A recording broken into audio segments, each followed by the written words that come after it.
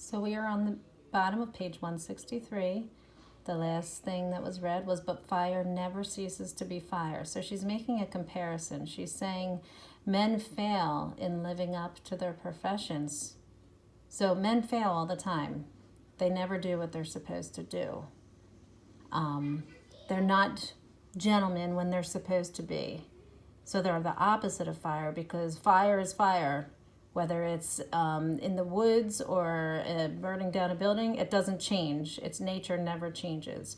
But men and our nature, men and women, people, our nature always changes.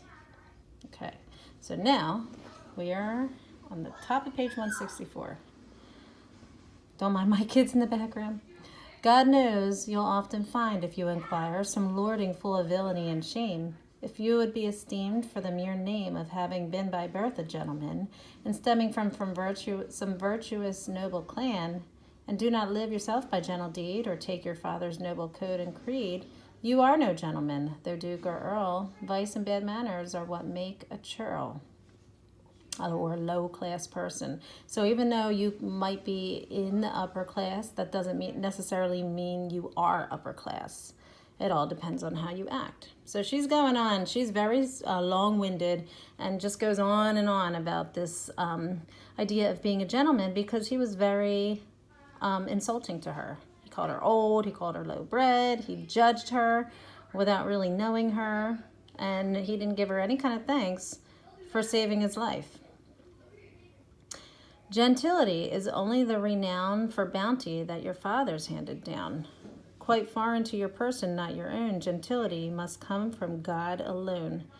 So gentility has nothing to do with where you come from. It has everything to do with God, and it comes from God.